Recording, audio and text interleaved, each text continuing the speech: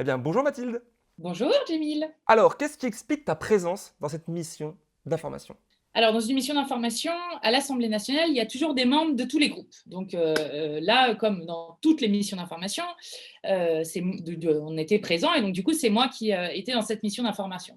Alors, pour être honnête, parce que je pense qu'il faut être honnête, moi, je n'ai pas pu y mettre les pieds, non pas parce que le sujet ne m'intéresse pas, loin de là, mais parce que on a été pris dans la loi sécurité globale, tout le plan qu'on faisait d'alternative au confinement, le plan de déconfinement qu'on proposait, les différentes propositions de loi qu'on faisait sur la situation sanitaire et la situation sociale complètement explosive. Donc, moi, je n'ai pas pu y aller, mais on combat très fortement ces conclusions.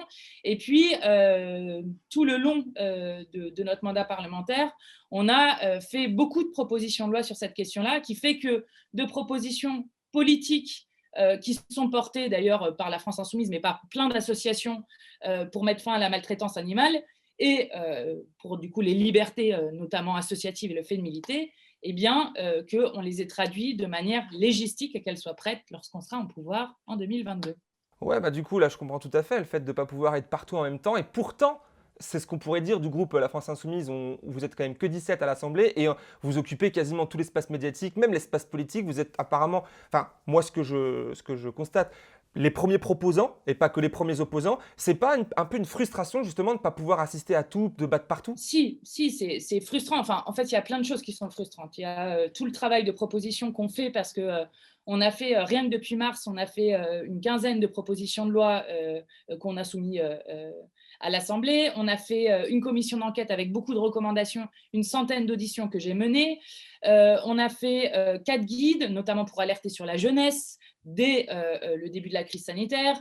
On a fait des plans de déconfinement, d'alternatives au confinement. Bref, on fait plein de propositions. Et la première chose qui est frustrante quand même, c'est de se rendre compte que ce gouvernement, et Emmanuel Macron plus particulièrement, n'écoute absolument personne, n'écoute pas les associations, pas les oppositions, pas les chercheurs, pas les citoyens et citoyennes qui manifestent. Donc la première frustration, c'est de voir que tout ce qui est de l'intérêt général, en fait, n'est jamais écouté et jamais discuté. Ça, c'est la première frustration. Ensuite, il y a la deuxième qui est évidemment qu'on reste humain et que nous Ouais. avons malheureusement seulement 24 heures dans une journée.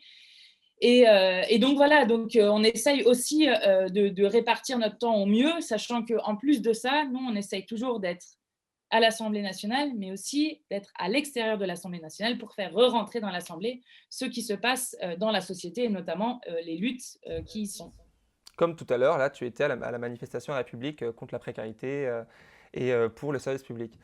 Je le rappelle, d'ailleurs moi aussi. Et, et donc là, pour en revenir au rapport, quels sont pour toi, député France Insoumise, les dangers immédiats de ce rapport, si jamais ça rentrerait dans la loi? Alors déjà, il faut savoir que c'est donc des recommandations de rapport. Donc ça veut dire que soit ça doit passer dans une loi, je l'explique juste pour que tout le monde comprenne. Soit ça passe dans une loi, soit ça passe par des amendements dans une loi à un moment. Donc pour l'instant, on n'est pas du tout dans un moment où ces recommandations se mettent en place. Tout à Et heureusement, parce que ce rapport, c'est comme s'il avait été écrit directement par la FNSEA et les lobbies de la chasse. Et donc, pourquoi est-ce que c'est dangereux? C'est parce que ça va dans le même sens que ce que fait Emmanuel Macron depuis maintenant le début de son mandat. Ça va dans le même sens que ce qui a été fait notamment avec la loi sécurité globale. L'idée, c'est on ne veut plus voir les choses. On refuse qu'il y ait un débat politique des opposants politiques à l'agriculture industrielle, à l'élevage industriel.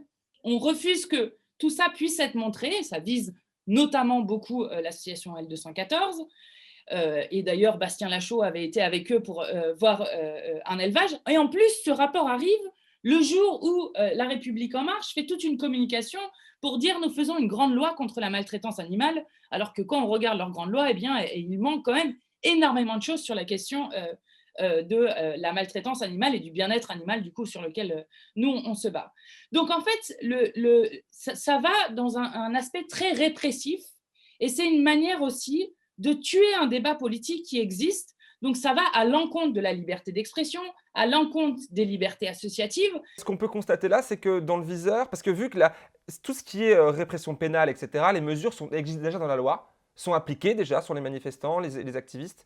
Parce que tu viendrais à critiquer l'industrie du lait sur Twitter, par exemple. Tu auras beau ne pas être membre de la France Insoumise ou de AVA ou de L214, que tu pourrais être poursuivi. Est-ce que c'est pas là la nouveauté voulue dans ce rapport éventuellement passé dans la loi? Bien sûr, tu as complètement raison sur cet aspect-là. C'est une ouverture plus un durcissement, plus une ouverture de ce qu'ils appellent ce délit d'entrave avec voilà, sur les actes de menace, d'obstruction et d'intrusion pour empêchement de déroulement d'activités sportives, de loisirs, ou, donc ça c'est plutôt sur la chasse, Voilà, ou sur des activités industrielles, artisanales, agricoles ou de loisirs. C'est très très large ce que ça implique. ouais, Je vous dis là encore, moi j'étais il n'y a pas si longtemps que ça avec des militants écologistes dans une banque pour dénoncer les actifs de cette banque. Ça c'est quelque chose qui pourrait rentrer dans ces amendes-là avec de la prison, donc des militants écologistes en prison, et des milliers d'euros d'amende. Ça peut être effectivement sur les réseaux sociaux.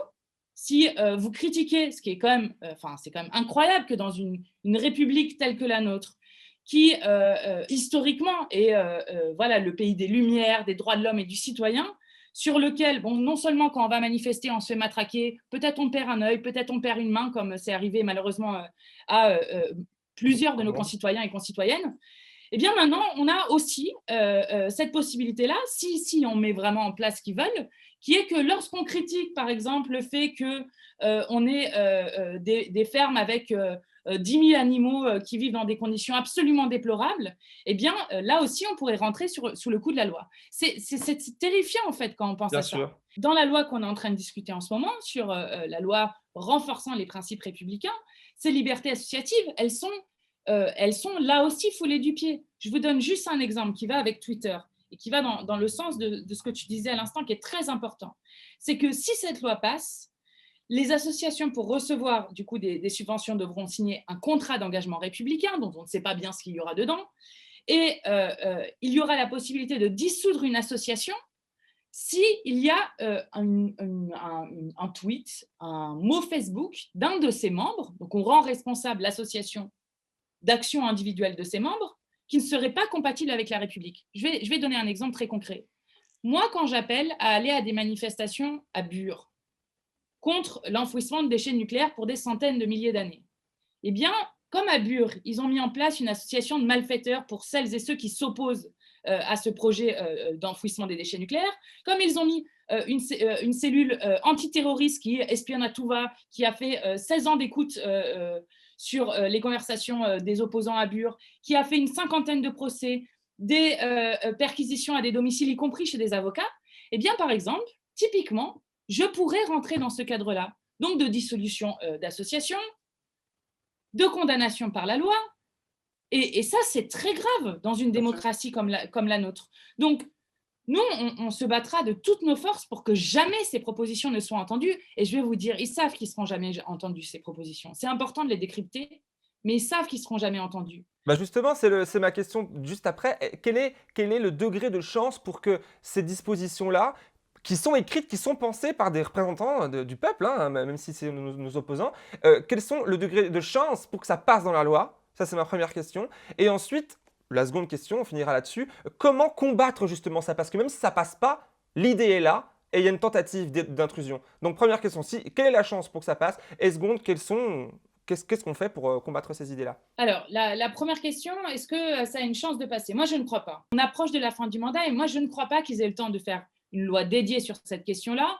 Mais moi, je vais vous dire pourquoi ils font ça. C'est des questions purement politiciennes qui sont en fait le fait pour la République en marche, et d'ailleurs les LR aussi, d'envoyer un signal à la FNSEA, au lobby des chasseurs, pour lequel le ministre de la Transition écologique avait démissionné, etc., etc., etc., de dire ne vous inquiétez pas, on continue de vous soutenir, on fait une loi qui interdit à la marche certaines choses sur la maltraitance animale, mais on vous soutient toujours. On vous soutient toujours, donc vous pouvez continuer à voter pour nous. On ne fera rien contre les fermes-usines, on ne fera rien contre le broyage des poussins, on ne fera rien contre les pratiques de chasse barbare, on ne fera rien de tout ça. Donc c'est un symbole politique en fait.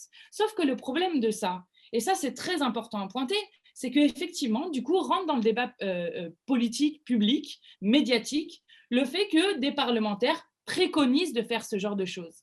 Et ça c'est dangereux parce que ça amène un défouloir dans le débat politique qui est extrêmement nocif et qui ne permet plus de traiter les sujets de fond sur ces questions-là. Donc, en fait, ils sont dans une espèce de surenchère sécuritaire, autoritaire, antidémocratique, qui est extrêmement dangereuse. Alors, comment est-ce qu'on lutte contre ça? Bon, déjà, moi, je tiens à dire que quand on fait le bilan de ce qui se passe actuellement, certes, c'est extrêmement peu brillant sur les questions écologiques, bien-être animal, etc. Mais il n'empêche que dans la société, il y a eu un bond énorme de gens qui ont compris ces batailles-là, qui militent sur ces batailles-là, et donc qui se sont joints à ce combat-là.